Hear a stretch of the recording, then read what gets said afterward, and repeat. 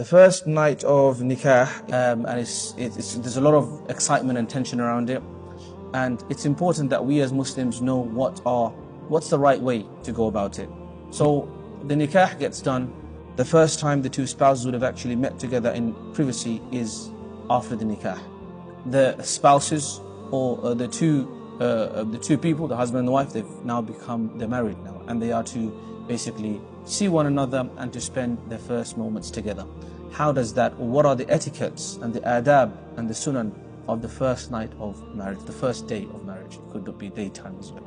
The first moment that you see your wife after, the first action that you should do when you meet together in privacy is pray salah, which is amazing. The husband should lead the wife in salah, and they should stand. It's 2 rakats of nafil salah, so you can read the salah loudly. You can read the tilawa loudly if it is indeed night time, or you can read them even quietly. Okay, if the sister can't pray because of period or not, whatever else, right? Any other legitimate reason for not being able to pray, then she can't pray, so she can do some tasbih and dua instead. Thereafter, one of the next sunan to do is that the man should place his hand on the forehead or on the forelock, which is the front part of the hair of his bride, and he should read the following dua. The dua is a very beautiful dua.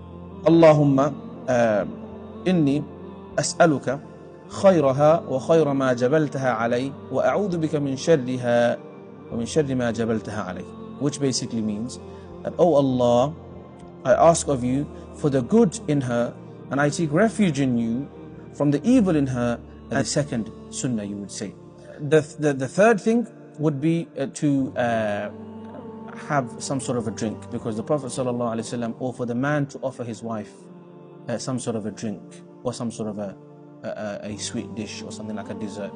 The Prophet ﷺ, when he first saw al-Mu'minin Aisha radiallahu anha wa ardaha, and in the night of the dukhla, the night of them meeting together for the first time as a married couple, she was sort of decorated by Asma bint Yazid bin Sakan radiallahu anha.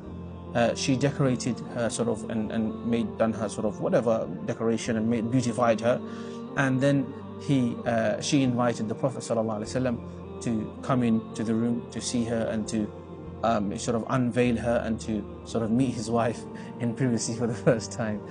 And so at that moment the Prophet ﷺ brought with him a cup of milk, and he offered that milk to her, and she initially refused. She was shy, and then eventually she accepted. So nafil salah, Allahumma inni as'aluka khayraha wa khayra ma jabaltaha alay wa a'udhu bika min sharriha wa sharri ma jabaltaha alay. That dua, offering a drink if everything goes according to plan, or if everything proceeds and you're both comfortable and you're both happy, and if there is intimacy, if there is intercourse, then there is also another dua before that. And this particular dua is for every time intimacy takes place between the two spouses, and that dua is Allahumma jannibna ash-shaytana wa jannib ash-shaytana ma razaqtana. Oh Allah, keep shaitan away from us, and keep shaitan away from what you give rizq to us, what you provide us through this marriage, i.e. our children. And the hadith says that if someone recites this dua, then shaitan will not be able to harm the children. So that's the fourth point, which is to read that dua if there is to be intimacy. Now, a lot of people assume that, first night, so there has to be some sort of intimacy or intercourse, but this is not necessarily a rule. This is not particularly, you can't say it's sunnah or wajib or fard or anything like that. It's completely up to mutual agreement or mutual sort of comfortability. How do you achieve that comfortability and getting to know one another? So it's one of the things you do is, of course, the first thing you do is communication. You talk. So it takes time. And sometimes you may take, sometimes you may not. But the main thing is that you should not intentionally sort of delay it. You should not try to play hard to get. You shouldn't be like, oh yeah, I got married, I don't care about my wife, so yeah, I'm not gonna. That's just stupid. That's just gonna lead some sort of because it can have adverse effects as well. Someone might think, well, the guy doesn't like me, what have I done wrong? And that can have a long-term psychological impact as well, which is you want to avoid by all means. So it's really important to be comfortable. So talking, maybe sharing a meal, all of that stuff is all things that will allow for you to become more relaxed, and then eventually you can proceed with the intimacy, or whatever Allah Azza wa Jal, has permitted for you or written for you, because there are certain guidelines on intimacy, as in intercourse. So now not everything is halal. In terms of guidelines, there aren't many, to be honest, because it's all about mutual experience and mutual agreement. There aren't many restrictions in that regard, but there are, for example, certain very strict restrictions. One of them is that you cannot have intercourse with your spouse if she is in her menstrual cycle or if she's in her postnatal bleeding. It is completely forbidden.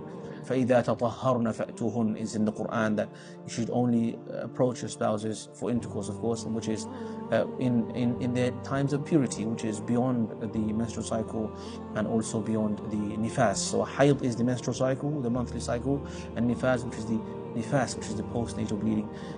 She is still your spouse. You are completely okay to express love and affection in any other way. You can hug, you can kiss, you can lie down next to one another, anything apart from basically intercourse. Number two, it is completely forbidden also to approach and to have intercourse through the anus. This is completely haram in our religion, and there are very, very strict that whosoever does this has basically not followed and strayed from the way of the Prophet Muhammad sallallahu alaihi wasallam. Coming now to after that night or after that moment, sometimes some people want to share their experiences. This is completely haram. You can't share your private experiences to anybody, even if they're your best friends. And I know, especially sisters, they have this thing about discussion, and they're besties and they're best friends, and they have to tell me everything. No, I'm not going to tell you everything. There's no need for you to know everything. Intimacy should be left between the two spouses, and to actually expose that is a big sin. The Prophet ﷺ strictly forbade it.